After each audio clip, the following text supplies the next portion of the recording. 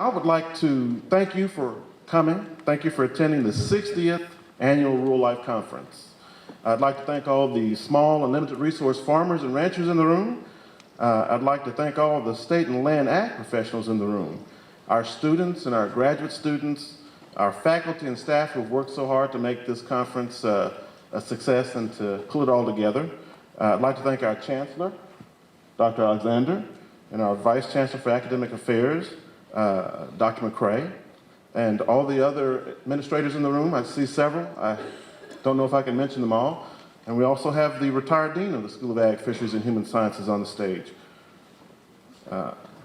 Also, I'd like to thank any elected officials for coming that are in the office, in the audience. And I would be remiss if I didn't include the work of the Rural Life Conference Committee. We appreciate all the work that they've done to help make this conference a success. It's indeed an honor and pleasure as representing the University of Arkansas Pine Bluff School of Ag, Fisheries, and Human Sciences. It's indeed an honor and privilege to serve you. It's been one of the highlights of the year to host this conference, and we appreciate you putting it high up on your priority list so that you could attend. As I mentioned earlier, this is the 60th Annual Rural Life Conference. So I want to give you just a little bit of history about the Rural Life Conference. Professor Simon Alexander Haley, the Director of Agriculture at A&M College, initiated the idea of a Rural Life Conference many years ago. The conference was held first in 1950, and although it was attended only by a small group of people, only 15 people in fact, it included a wealth of information. Short courses were planned for farmers, women, youth, and ministers. The topics included things like economics and poultry, animal husbandry, horticulture, nutrition, recreation, and social life. In 1955, Dr. Sellers J. Parker expanded the conference format and established the Rural Life Conference as an annual college program. His role as the conference chair continued for 30 years, and during that time, the attendance grew from about 15 at the first one to over 300 annually. Some of the objectives of the conference are, as they have been developed by Professor Haley and Dr. Parker, are still relevant today. The major objective of this conference is to help Arkansas citizens improve the quality of their lives through education and collaboration. Early conferences were sponsored jointly by A&M College and the Arkansas Farm Bureau, and I believe we have representatives from the Farm Bureau here today, and we appreciate their attendance. The conference continues to enjoy the support and collaboration of agricultural, educational, and service agencies across the state and nation. Since its inception, the Rural Life Conference has offered farmers, the University of Arkansas Pine Bluff faculty and students, representatives from public and private agencies and others the opportunity to discuss, document, and develop solutions to the challenging problems that face Arkansas. Under the progressive leadership of the School of Agriculture, Fisheries, and Human Sciences, and the continued support of the agricultural community and family professionals, and with the encouragement of the university's friends, their supporters, the Rural Life Conference continues to address the relevant themes that empower rural Arkansas. So please stay tuned to the Rural Life Conference. The Rural Life Conference will continue to evolve as the state evolves. And so as the conference evolves and the state evolves, we want to continue to serve the needs, and so we're going to evolve. It's going to be maybe a little different next year, but we want you just to stay tuned because there are changes coming, improvements, we hope. Now I'd like to tell you a little bit about our Chancellor, who is next on the agenda. He will give the greetings, but before he does that, I would like to just tell you a little bit about Dr. Lawrence Alexander. Of course, you probably know by now that he's a native of New Orleans. He holds master's degrees in journalism and communications from the University of Florida, a Juris Doctorate from Tulane University, and a PhD in higher education from Florida State University. He served as the Director of Graduate Minority Programs and as the Associate Dean of the Graduate School at the University of Florida. He's led many initiatives sponsoring research for undergraduate students and graduate students, which prepare them for all sorts of opportunities. Some of these initiatives include the Ronald E. McNair Scholars Program, the National Science Foundation Undergraduate Scholars Program, the University of Florida Howard Hughes Medical Institute Summer Research for Rising Seniors program. He's taught more than 10,000 students thus to this point in his career. He's taught both undergraduate and graduate courses in communications law. He's received many significant awards and honors, and in addition to these things, he's held several administrative positions throughout his career. He's been the chair of the University of Florida Department of Journalism and the Provost Administrative Fellow in the University of Florida Office of Academic Affairs. Let me tell you personally what I've witnessed about our Chancellor. He's smart. He's a very smart leader. He's a leader with vision. He's a leader with the courage to lead our university forward into the future. And those are the things that we're really seeing the benefits from here at the university. After the Chancellor gives his greetings, we'll then have Ms. Tiki Winston up to give our meditation. Dr. Alexander. Thank you, Dr. Buckner, for that great introduction. Good morning, everyone. Good morning. So happy to see all of you here today. I'm glad to be here to welcome you to the 60th Annual Rural Life Conference.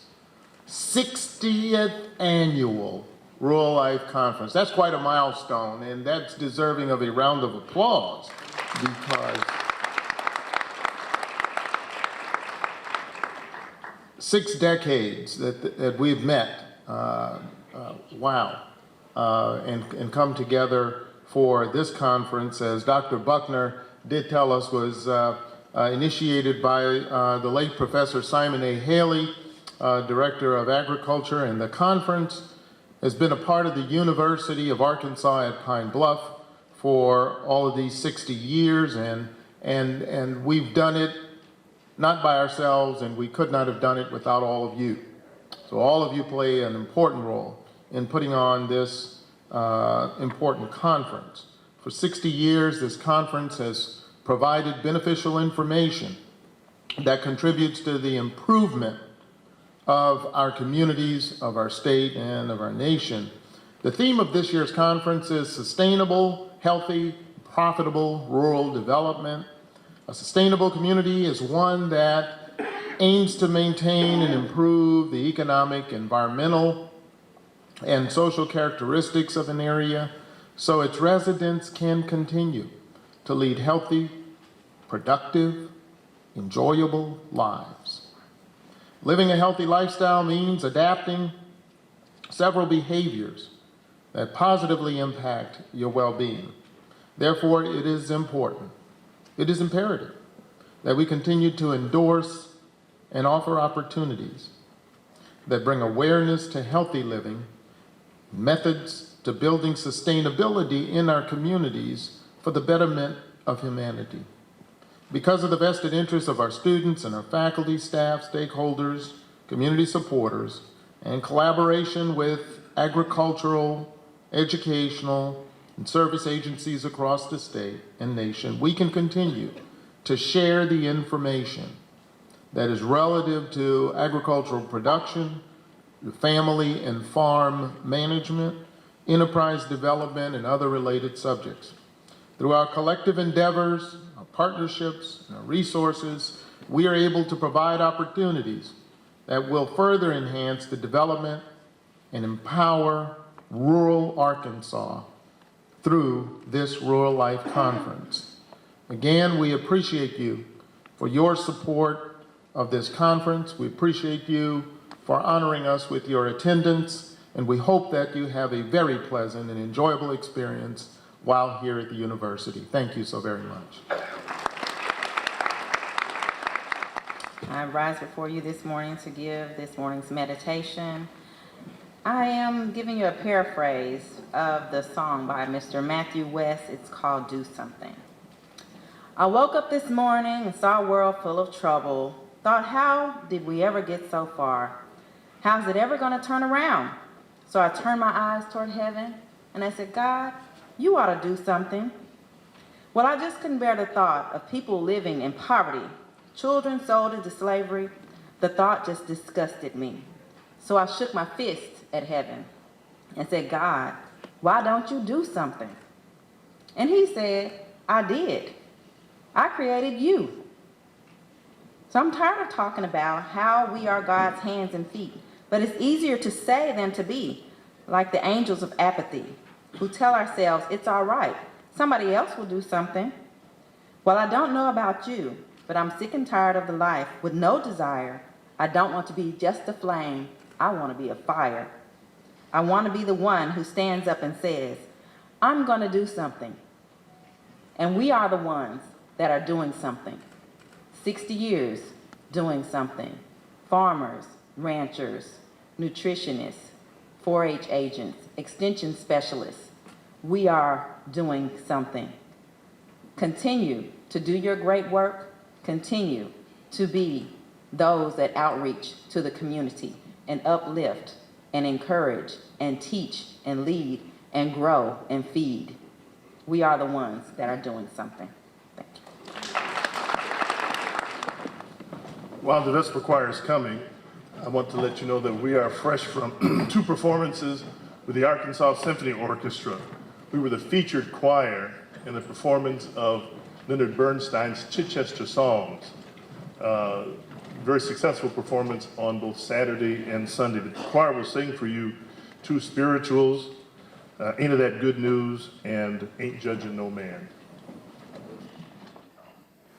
I got a crown up in the kingdom, ain't that good news? Ain't that good news? I got a crown up in the kingdom, ain't that good news? Ain't that good news? I'm gonna lay down this world, gonna shoulder up on my cross, gonna take it home unto my Jesus. Ain't that good news? Good news. I got a roll up in the kingdom, ain't that good news? Ain't that good news? I got a roll up in the kingdom, ain't that good news? Ain't that kingdom? I'm gonna lay down this shoulder up on my cross, gonna take it home unto my Jesus. Ain't that good news? Ain't that good news? Good news. I got a Savior in the kingdom, ain't that good news? Ain't that good news? I got a Savior in the kingdom, ain't that good news? Ain't that good news? I'm gonna lay down this world, gonna shoulder up on my cross, gonna take it home unto my Jesus. Ain't that good news? Good news, good news, good news, good news.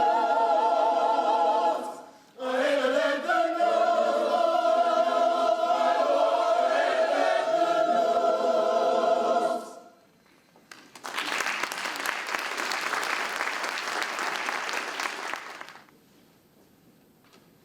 Ain't judging no man for the life he leads. Ain't judging no man, judging no man. Ain't judging no man for the life he leads. Ain't judging no man, judging no man. Ain't passing no judgment on my fellow man.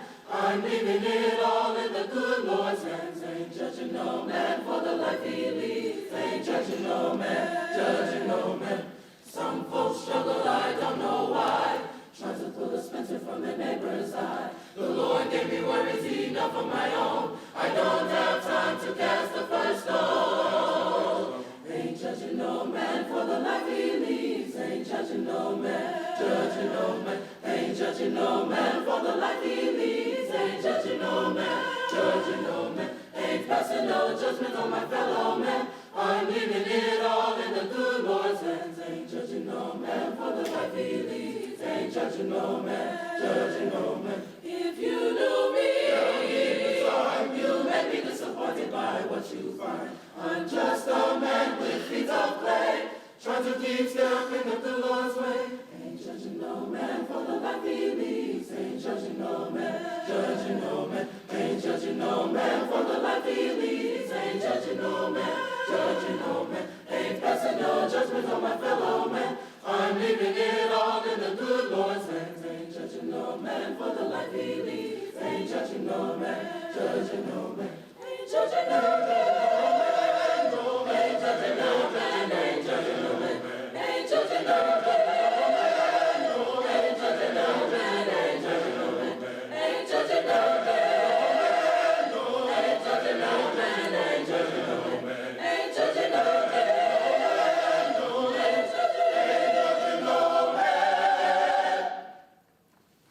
Ain't judging no man for the life he leads. Ain't judging no man, judging no man. Ain't judging no man for the life he leads. Ain't judging no man, judging no man. Ain't passing no judgment on my fellow man.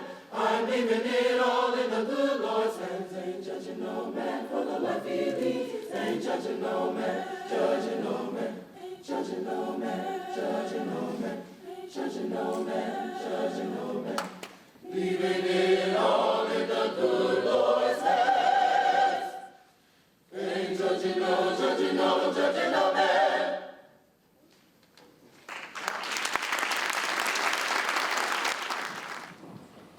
Good morning. I love the choir. So one more hand for the choir. I'm very pleased this morning to welcome Dr. Craig Tucker, who is our S.A. Haley Memorial Lecturer. As two of our previous speakers have already said, S.A. Haley was the director of Ag at AM&N and did conceive the concept of the Rural Life Conference. The first one was held in 1950 with an audience of 15 people, so we've come quite a long way in 60 years. Dr. Tucker needs no introduction to the people in the aquaculture field. Everybody knows who Craig Tucker is. Most of us consider him a mentor and a role model. We're very glad today to be able to share him with a different audience. He is currently the research leader for the Warm Water Aquaculture Research Unit in Mississippi. Dr. Tucker received his undergraduate degree from California State University, Humboldt, and his PhD in microbiology from Auburn. He conducted postdoctoral work at the Woods Hole Oceanographic Institute before joining Mississippi State University. He was the first scientist hired in the university's aquaculture research program there. He served there as professor and director of Mississippi State University's aquaculture program and was also director of the USDA NEFA Southern Regional Aquaculture Center before retiring in 2012. And he's been more active than ever since he retired. Dr. Tucker was appointed to the USDA Senior Science and Technology Service in 2012. His research interests include developing new pond-based aquaculture production systems and environmental management practices for aquaculture. He has written or edited 9 books on different aspects of aquaculture and has authored hundreds of scientific articles and book chapters. Dr. Tucker has received a number of awards from the Catfish Farmers of America, Catfish Farmers of Mississippi, and also the Delta Council's Aquaculture Achievement Award. He has also gotten the United States Aquaculture Society's Career Distinguished Service Award, Mississippi State University's Faculty Research Award, Mississippi State University's College of Forest Resources Research Ag Award, the World Aquaculture Society's Exemplary Service Medal, and also First Mississippi Corporation's Excellence in Research Award, as well as the Delta Council's Agriculture Researcher of the Year. Ladies and gentlemen, I'd like to introduce Craig Tucker.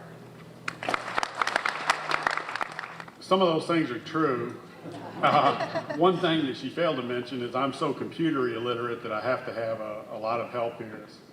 I'm an old professor, and so I'm used to using visual aids, and so you'll have to excuse me with this. I made it as painless as possible. This is what I'm going to talk about today. It's about the fate of mankind to always overestimate the abundance of the planet's resources. It's just the way we are. You look at the Earth, it's a big, huge blue planet. The oceans seem limitless, and specifically what I'm going to talk about is the fish in the ocean and how we've consistently overestimated how many there were and how valuable they are to us. And we've come to the end of that age of abundance, and farming now has to play a large part in that. But first, I have an audience participation question. Who is this man? That's right, that's Dr. Parker. I only met Dr. Parker once. I came to work at Mississippi State University in late 1979, and I met him maybe in the winter of 1980 or early 1981. And those of you who knew him, I think, will agree with this, because everyone I've asked has said the same thing. When I met him and talked to him, he was one of the maybe 2 or 3 people I've ever met in my life who you felt some sort of heat or vibration from him. There was something that was not normal. It was very, very special.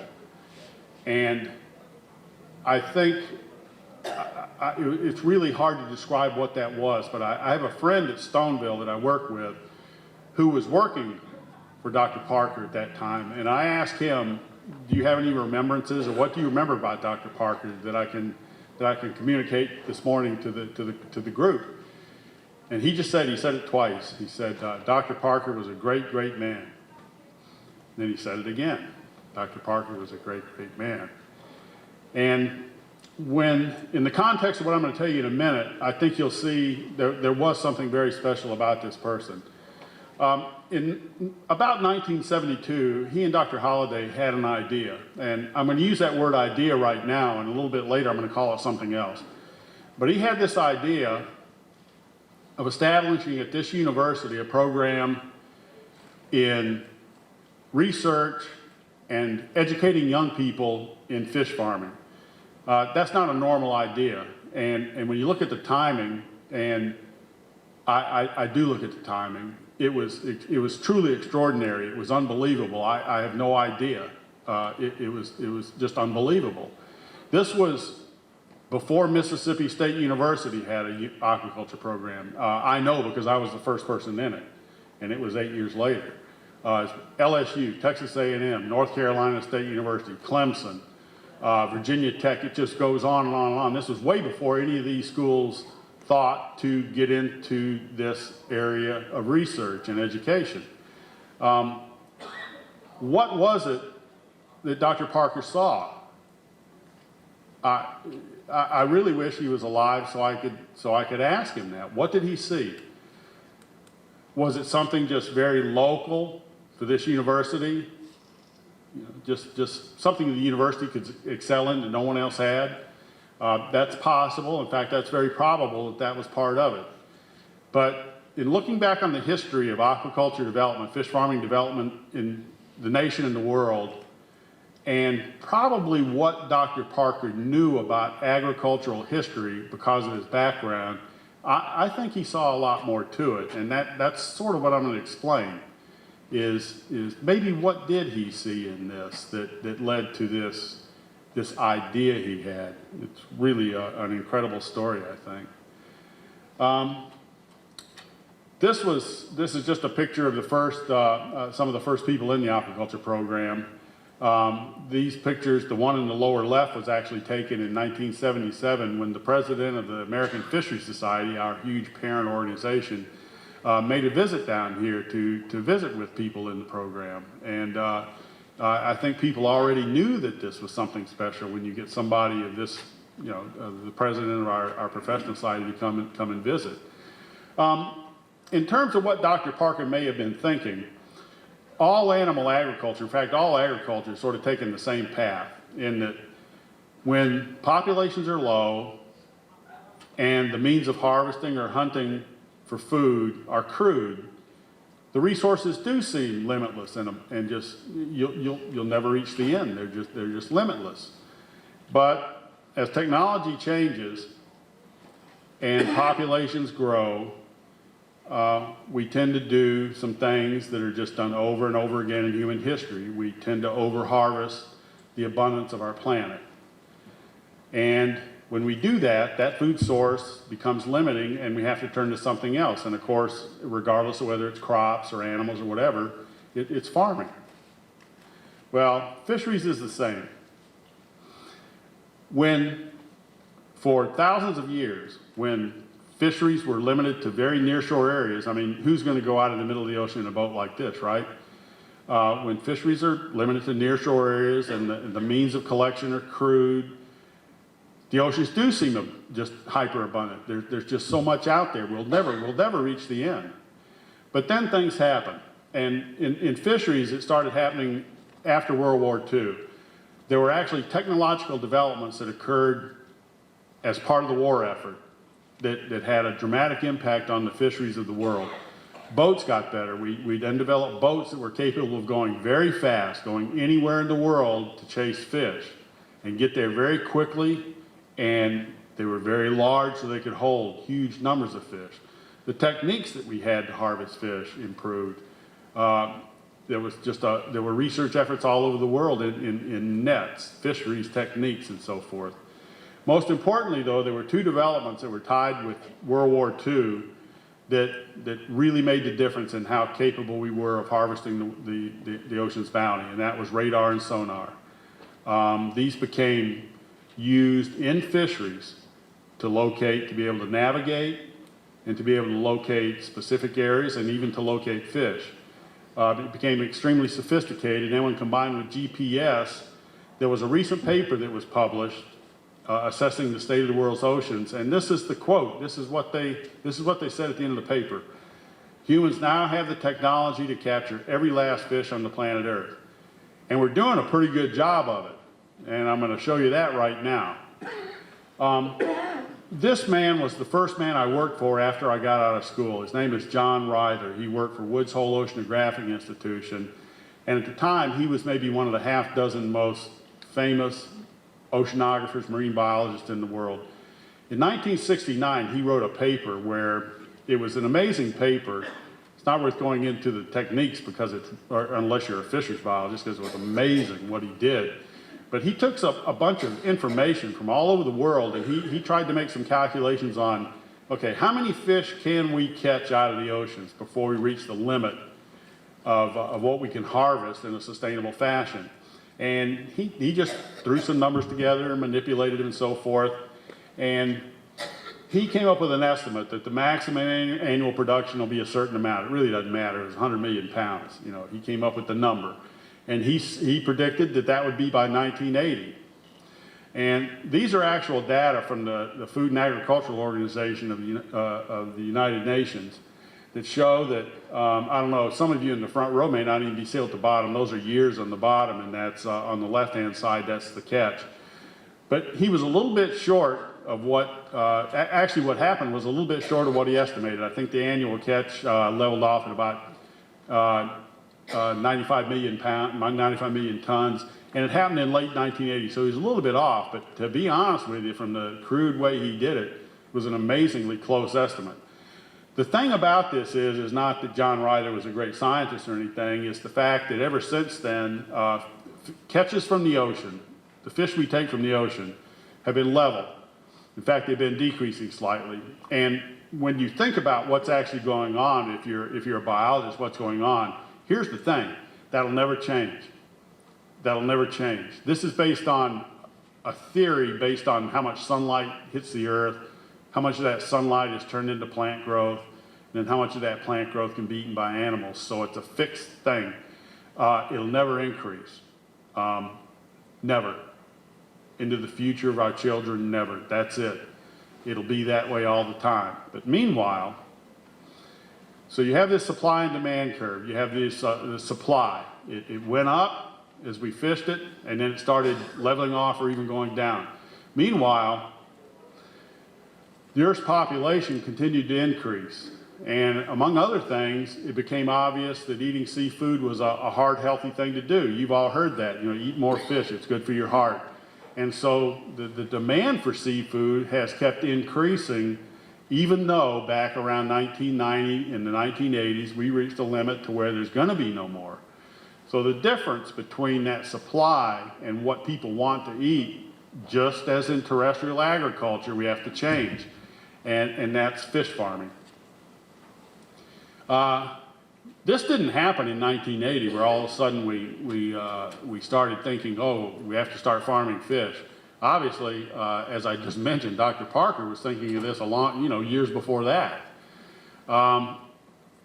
It goes back very, very far. There are hieroglyphics on Egyptian tombs going back 2,000 years before Christ.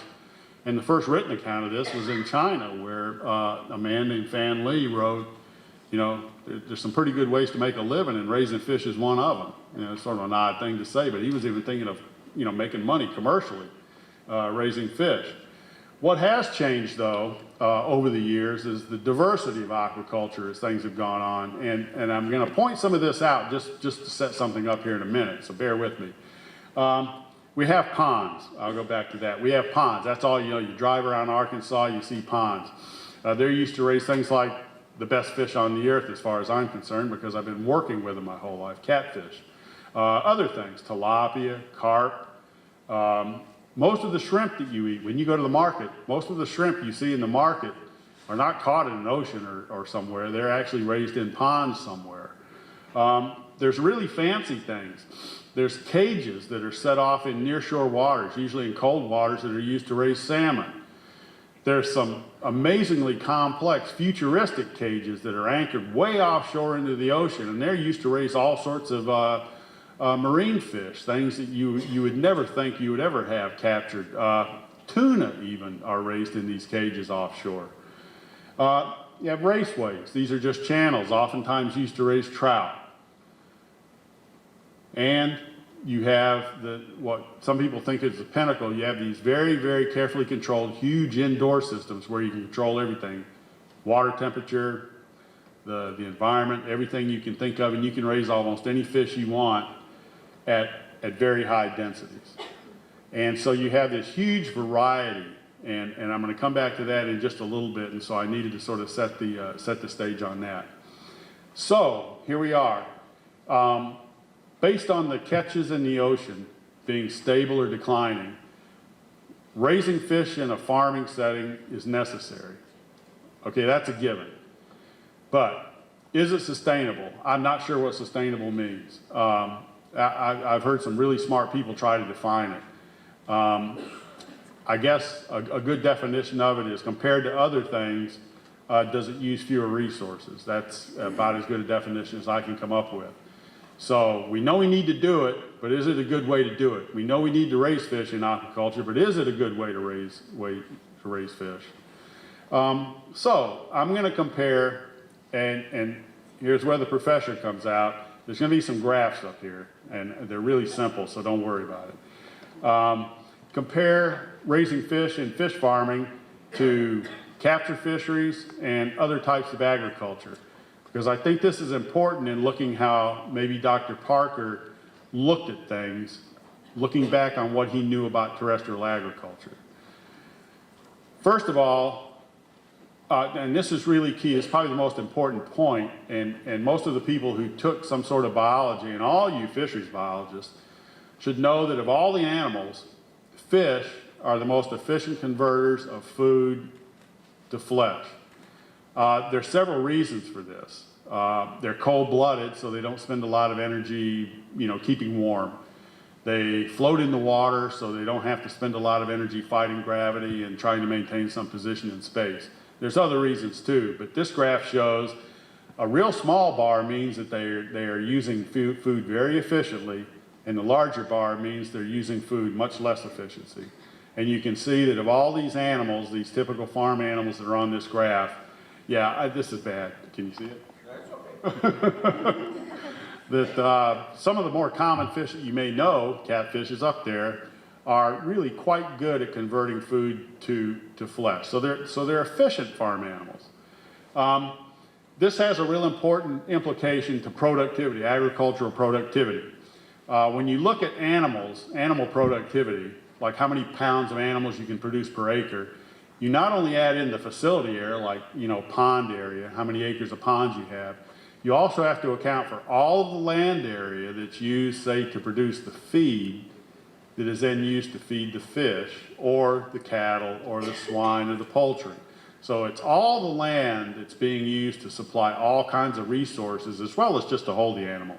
And here's how aquaculture, these are global averages, compares to all these other types of livestock and agriculture. Again, the higher the bar means you're producing more per acre. And this is dramatic when you look at particularly the comparison between aquaculture, global aquaculture, and global livestock production, the difference.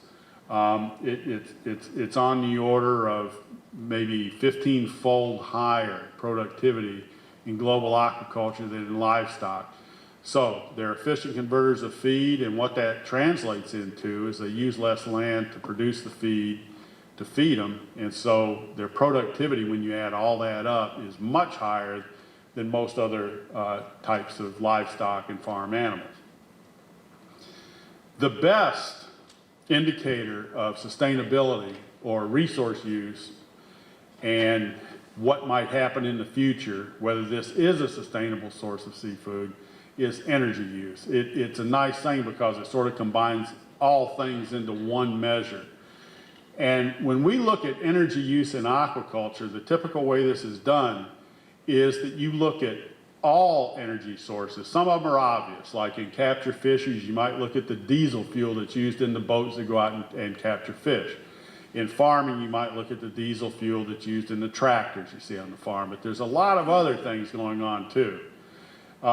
There's all of the energy that's used to make the tractors, all the energy used to make the boats, all the energy used to make all the equipment you see on a fish farm. So there's all these types of energy use that feed into supplying you the equipment and supplies you need to do this farming activity.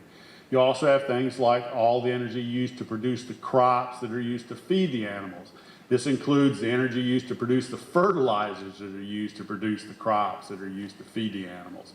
So these energy analyses of all these things are really complicated, and they try to get every single aspect of how much energy is used to grow, say, a catfish or a cow or whatever it might be. That includes all the transportation costs too. This is transporting the feed stuff to the feed mill and just, everything associated with growing that animal. These are the averages. These are global averages, and this is really misleading, but I put it up here just as sort of an introduction to where I'm going next. Again, the higher the bar, the larger the bar, means more energy is required to produce that animal than the ones with the lower bar. And you can see there's tremendous differences. These are global averages again.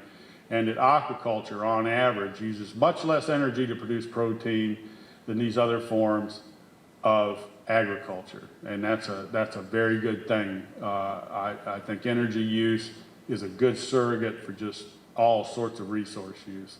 So this is good. But this is unfair because this is a global average, and it also includes all sorts of animals. Just a minute ago, I showed you all these different sort of animals that are raised in aquaculture, all these different sorts of systems they're raised in. And to be honest, the same thing happens in these other terrestrial animals too. You have cattle raised in feedlots, you have pastured cattle, and it just goes on and on and on. So there's a lot of variation with these different types of animals. And so here's a simplified, well, I say it's simplified compared to what I gave a talk a few weeks ago.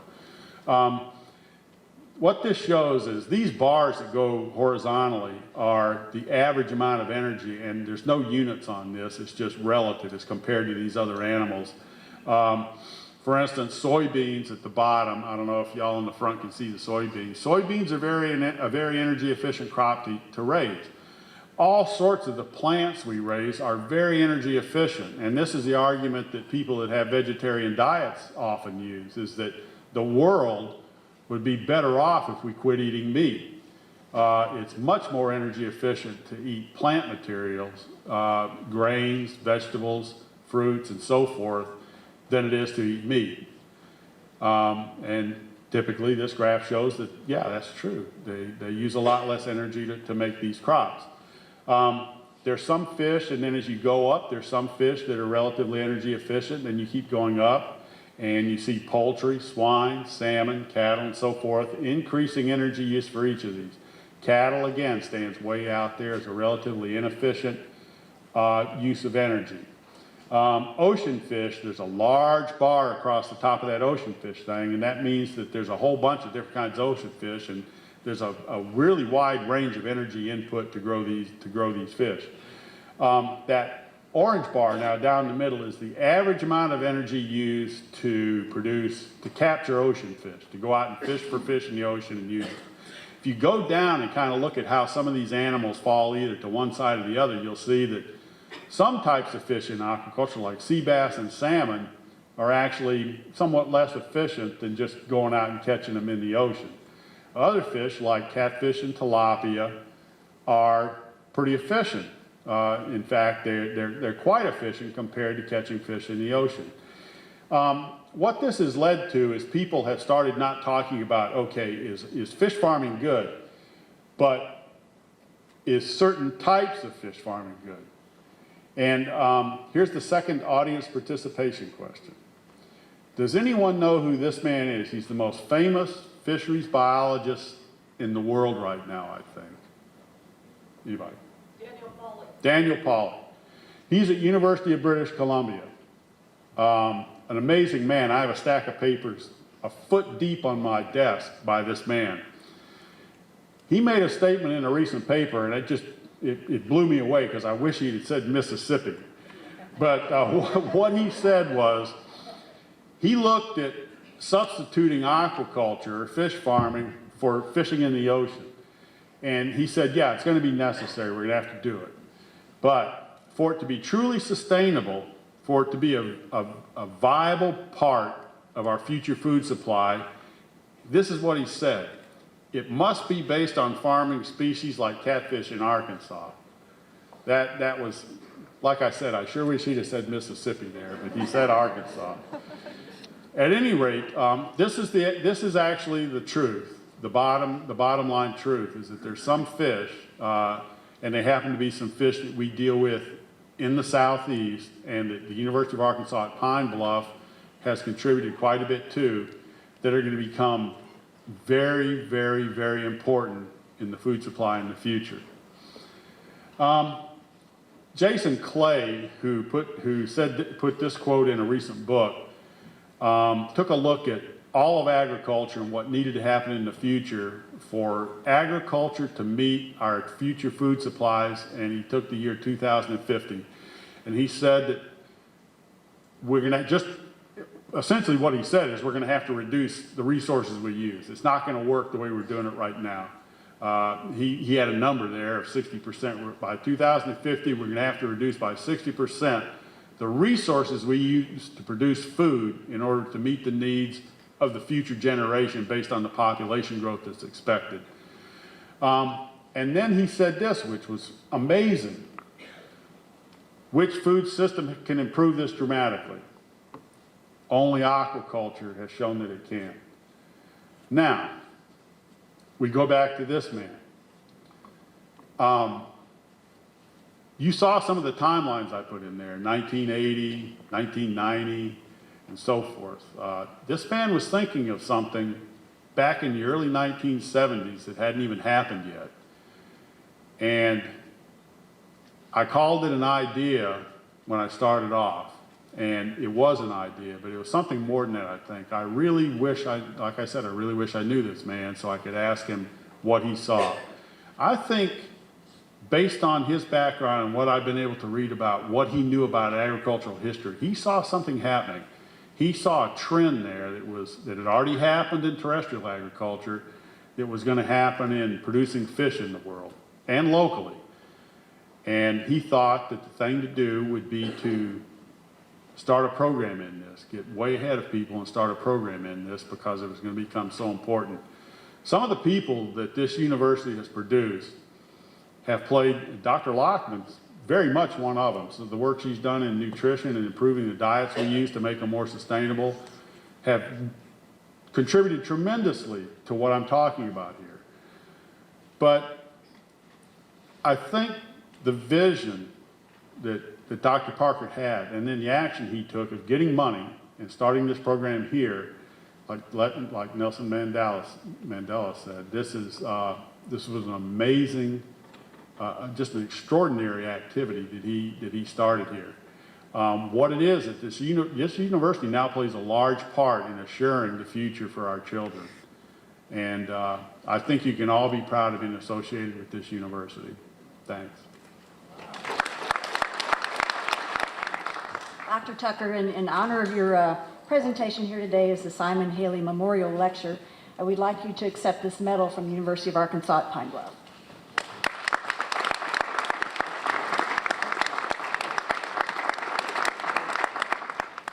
Dedication of the Rural Life Conference. Each year, the Rural Life Conference Dedication Committee receives nominations for an individual or individuals, and the Dedication Committee reviews and vets each nominee and submits the nominee or nominees to the RLC Task Force for consideration for the honor to dedicate the current Rural Life Conference. The honorees are chosen because of their contributions of the University of Arkansas at Pine Bluff School of Agriculture, Fisheries, and Human Sciences, and Rural Community Development, for improving the quality of life for people in the community, and for positive contributions to the Rural Life Conference. This year's recipient retired as Dean of UAPB School of Agriculture, Fisheries, and Human Sciences in June 2015. I have the honor during this tenure as Dean, he assisted the conference planners in identifying corporate sponsors and also in contacting speakers for preliminary sessions and also by securing university and other facilities for conference use. He encouraged the Rural Life Conference Task Force, faculty and staff in the School of Agriculture, Fisheries, and Human Sciences, and he also inspired them to pursue excellence in the planning and conducting of the Rural Life Conference.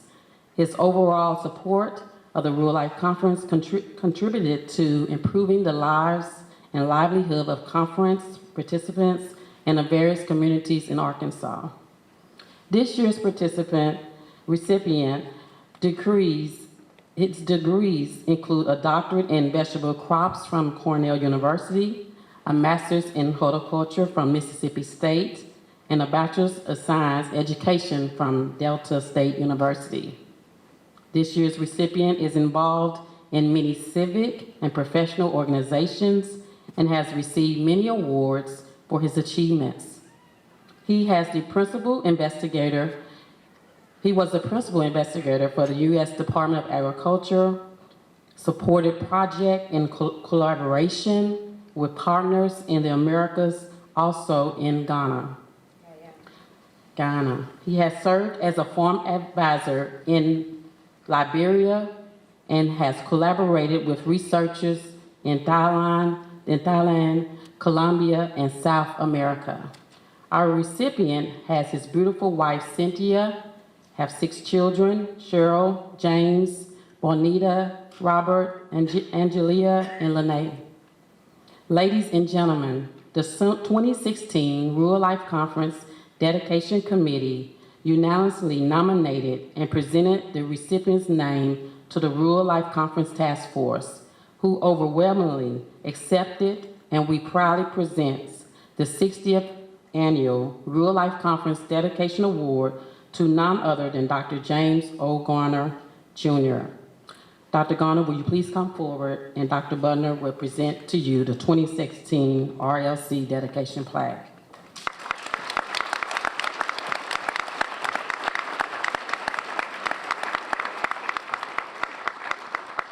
It reads, University of Arkansas of Pine Bluff, 60th Annual Rural Life Conference dedicated to Dr. James O. Garner, Jr. for outstanding service in leadership, University of Arkansas of Pine Bluff, School of Agriculture, Fisheries, and Human Sciences, Pine Bluff, Arkansas. Dr. Lawrence B. Alexander, Chancellor. Dr. Edmund Butler, Interim Dean Director, March 4th, 2016.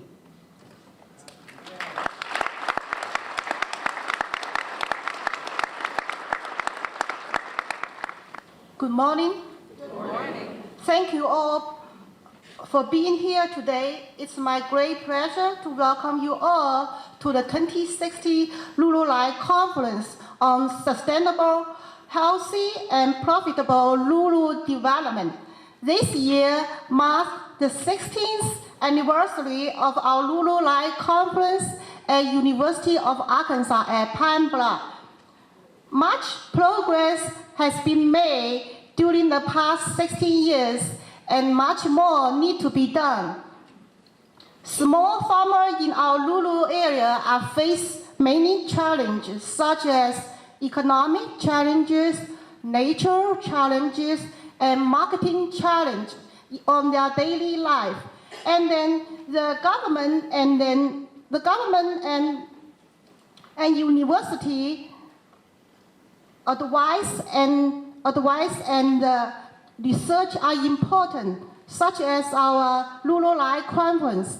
Our conference will serve as a forum to provide a solution to the challenge that the farmer will face in their life. This year, we have offered a workshop targeting the need for small farmers in our rural area. The 8 workshops range from soil and land improvement, managing big cater for profitability, financial planning for profit, and UAPB role in Arkansas private farm management.